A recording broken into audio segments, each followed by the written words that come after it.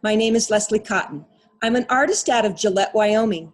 Thanks for joining me today as I present to you video number 2 in my series, Throwing the Platter.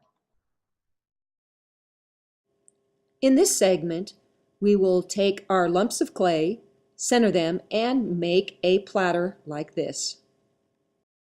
This is a plaster Paris vat. It's 20 inches in diameter. You will see that I don't use a lot of water when I'm throwing, just that which I need to allow the clay to slip easily through my fingers and create a little bit of slip. This doesn't have a splash pan, so it would go everywhere if I was being sloppy. So, put this clay on the wheel and let's get started.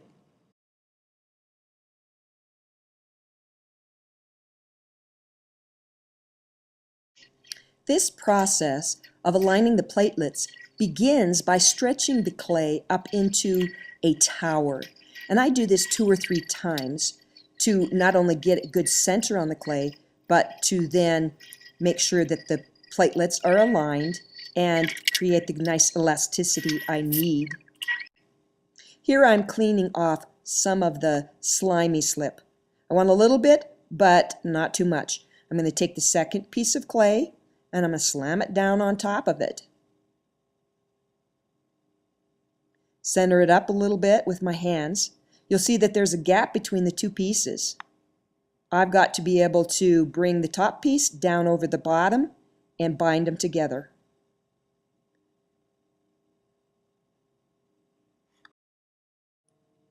Here again, I have to align the platelets by pulling up into a tower 2 or 3 times. And a little bit about my technique. You have to use the palms of your hands to stretch that clay upward, but then you use your thumbs to guide it into the tower. Now the clay is centered and the platelets are aligned, but I have one last step. I'm going to take it and turn it upside down. I'll take and cut it off of the vat with my wire tool. I'll take a spatula and clean off the excess clay underneath it. Then I'll take a damp sponge and clean it up good. I like a clean vat. Then the top side's going down. Now, that side that was against the vat is in the top of my hands. And I am going to get that all aligned and all the platelets going the same direction.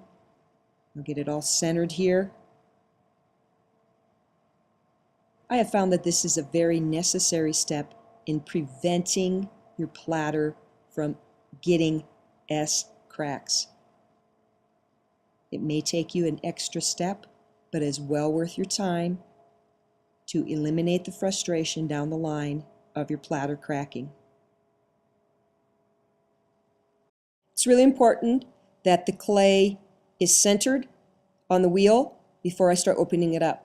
So I use the scraper tool, scrape the bottom outside edge. I'm letting it flow through my hands to make sure there's no wobble. And now I'm going to take my thumb and place it in the center up here and press down on it and make a little dimple.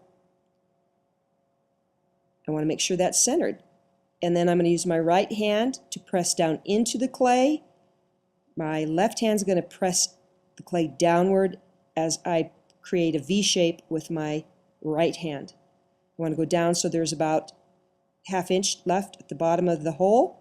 I'm going to use my fist and pull from the middle out as I'm pressing down. I'm going to leave about 1 inch remaining space on the outside of the vat. And you can see the lip that's there. That will later become my lip of the platter. Right now I'm compressing the clay. I want to make sure that it's even from the inside all the way out to the outside rim. I like to use my sponge and a scraper tool to do that. Then I use a little pin tool that I created. Put a pin through an eraser. You can put it on the depth that you like. And then you check middle, 3 different areas. And do this one last time.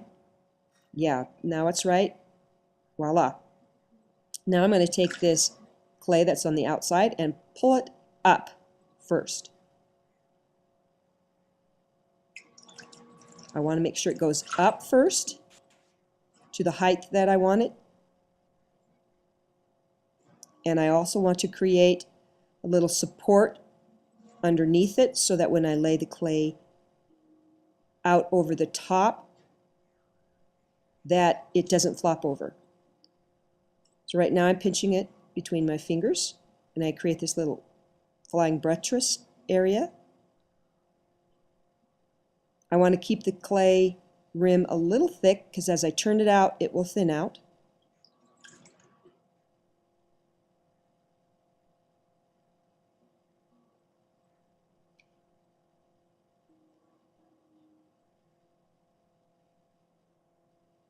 You want the thickness of that rim to be the thickness of the bottom when it's all said and done. So now I'm going to start laying the clay out, and I lay it out until it is the diameter of the vat underneath it.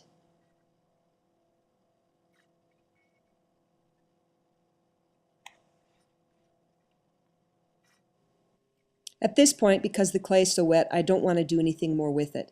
I want to wait until it's leather dry, and in order to get it to that point in a speedy fashion, I'm going to use this fan. It's going to push the air across the clay as the spinning wheel spins. It'll help it do it evenly. Moisture from underneath is being drawn out from the vat, and I'll get back to this once we get to leather. Please join me for my next segment as we do step 3, trimming and texturing.